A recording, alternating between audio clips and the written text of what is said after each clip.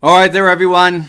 It's the beginning of the end for German Chancellor Angela Merkel as she suffers a major defeat in a huge uprising from her own party. That's what we'll be talking about on today's video. If this is your first time on this channel, a warm welcome to you. Make sure to smack that bell and subscribe button. It'll be a privilege to have you as a regular part of this channel where we analyze current events in light of awesome conservative trends so that you can personally and professionally flourish. All right, folks. It looks like we finally arrived. We are finally seeing the beginning of the end for Angela Merkel. If you're not familiar with what happened the other day, and I want to thank one of our subscribers, Luke Van Gool, who's keeping us updated on this. Thank you very much, Luke. Angela Merkel suffered a major political defeat yesterday. Indeed, a number of papers are calling it nothing short of a shocking defeat when members of her own party, the Christian Democratic Union, rejected her pick for parliamentary leader. Instead, they voted for his challenger, who actually promised to be far more independent than Merkel's pick. Merkel's pick was a fellow who he's basically been rubber stamping whatever Merkel wanted over the last 13 years. It was an otherwise routine vote, as it were. Merkel nominated the fellow who had served as parliamentary leader for 13 years. He was considered an ultra-loyalist to Merkel. Whatever Merkel wanted to get through parliament, it was his job to make that happen. In fact, he was indispensable to getting things done since Merkel, who's technically the leader of a center-right coalition, was far more comfortable working with parties well to her left, especially the Social Democrats with whom she governs, the left-wing Social Democrats, if you can believe it. They are supposedly part of this supposed center-right coalition. She prefers to work with the Greens, Social Democrats, and of course that angers to no end the conservative members of the coalition. So it's been the job of the leader of the parliament to keep those conservatives happy in the midst of Merkel's constant flirting with the political left. A case in point was the recent fiasco between Merkel and the Bavarian Christian Social Union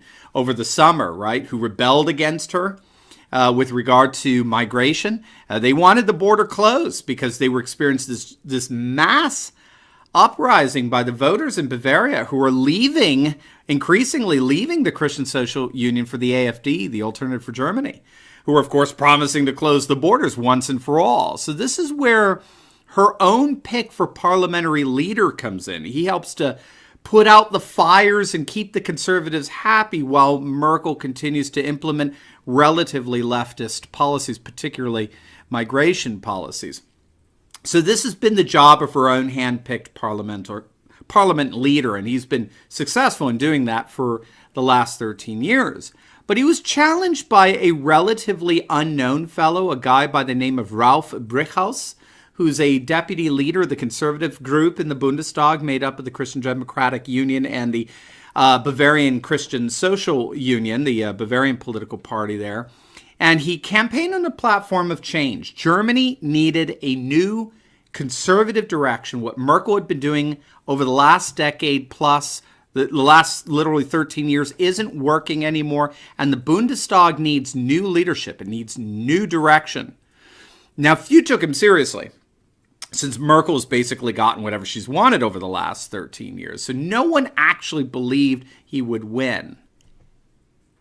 And then the vote tally came in yesterday, and to everyone's astonishment, Brickhaus won. Merkel's choice for parliamentary leader went down in flames. And so this is being described by some as a political thunderbolt, and quite literally the beginning of the end of the Merkel era. Now, in many respects, this vote represents a symbolic rejection of Angela Merkel herself and her leadership and her administration.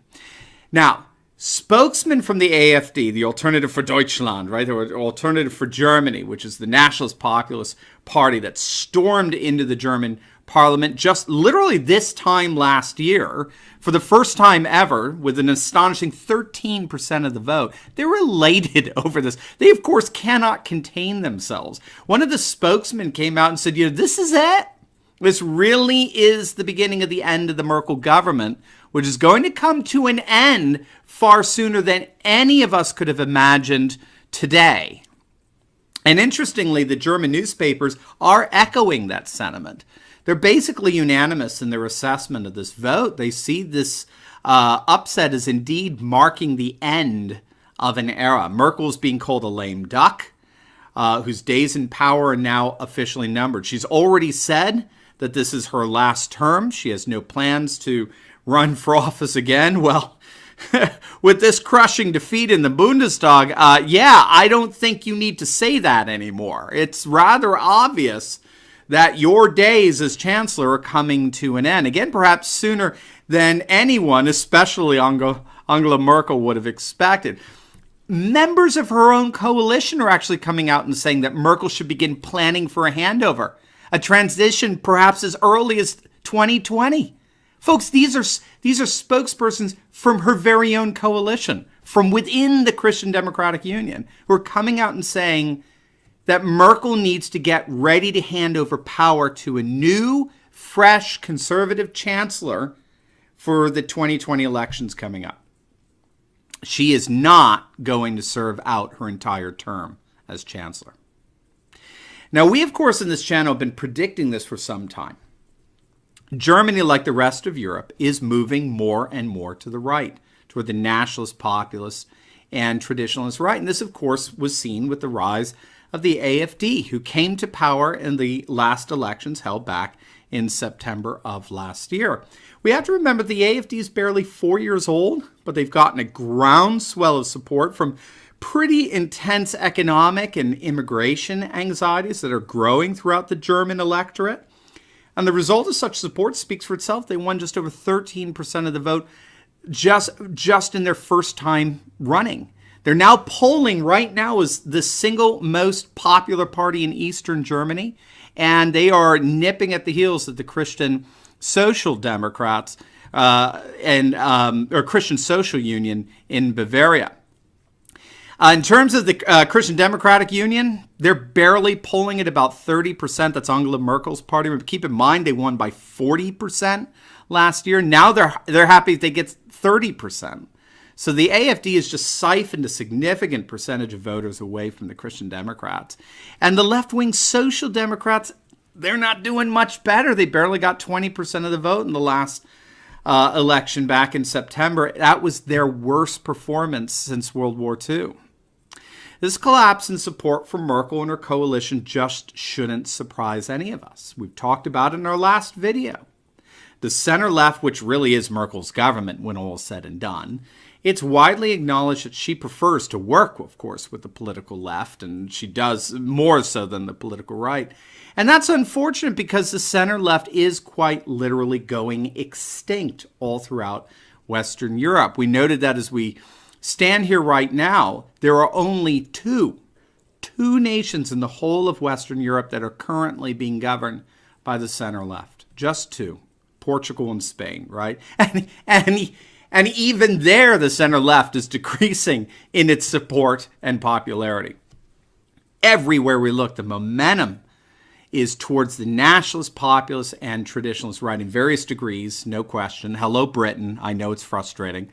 But there's no question that the center-left is dying as a political force in European politics. Again, like we noted in our last video, out of the 946 European districts that held political elections last year alone, the center-left coalitions lost an astonishing 94% of those 946 districts. In 94% of the European district elections, the center-left coalitions went down in defeat. This is an utter and complete political catastrophe. And so that's why we could be so sure that this would eventually happen to Merkel. Inevitably, Germany was going to go the way of Austria, which itself was inevitably going to go the way of the Visegrad Four, Hungary, Poland, Czech Republic, and Slovakia. And the Visegrad Four would eventually go the way of Eastern Europe.